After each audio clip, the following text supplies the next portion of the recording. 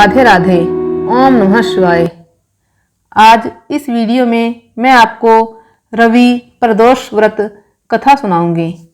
रविवार के दिन यह व्रत आने के कारण इसे रवि प्रदोष व्रत कहा जाता है। प्रदोष व्रत हर महीने के दोनों पक्षों की त्रयोदशी तिथि को रखा जाता है।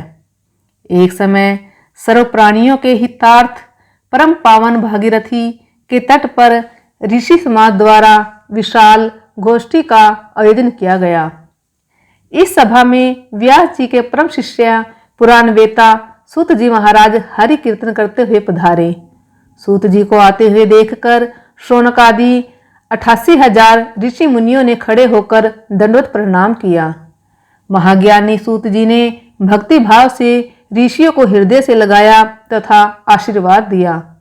विद्वान ऋषिगण और सब शिष्य आसनों पर विराजमान हो गए। शौनकादि ऋषि ने पूछा, हे पूज्यवर महामते, कृपया यह बताने का कष्ट करें कि मंगलप्रद कष्ट निवारक यह व्रत सबसे पहले किसने किया और उसे क्या फल प्राप्त हुआ।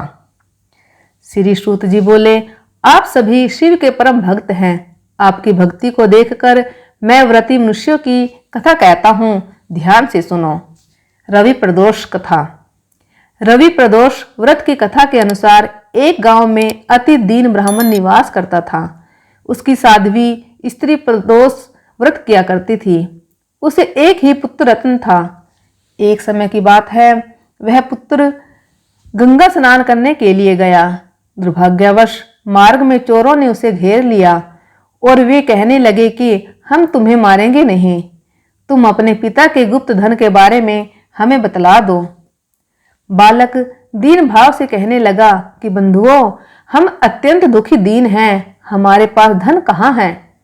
तब चोरों ने कहा कि तेरे इस पोटली में क्या बंधा है। बालक ने निसंकोच कहा कि मेरी माँ ने मेरे लिए रोटियां दी हैं। यह सुनकर चोरों ने अपने साथियों से कहा कि साथियों, यह बहुत ही दीन दुखी मनुष्य है, अतः हम किसी और को लूटेंगे। इतना कहकर चोरों ने उस बालक को जाने दिया। बालक वहां से चलते हुए एक नगर में पहुंचा।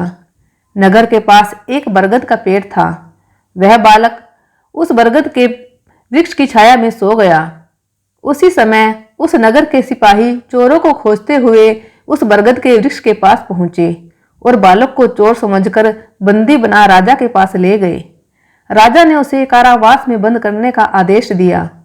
ब्राह्मणी का लड़का जब घर नहीं लौटा तब उसे अपने पुत्र की बड़ी चिंता हुई। अगले दिन प्रदोष व्रत था।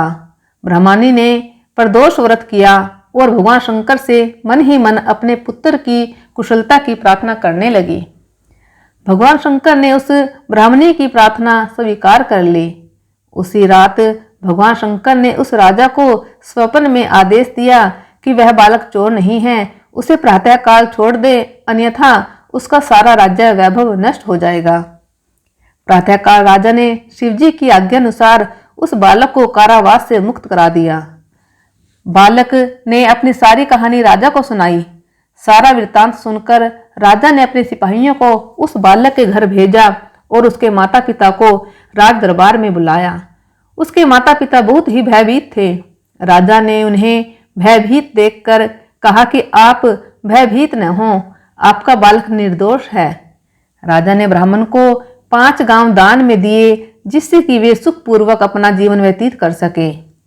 भगवान शिव की कृपा से ब्राह्मण परिवार आनंद से रहने लगा। अतः जो मनुष्य रवि प्रदोष व्रत को करता है वह सुखपूर्वक और निरोगी होकर अपना पूर्ण जीवन व्यतीत करता है तथा उसके जीवन में खुशहाली आती है।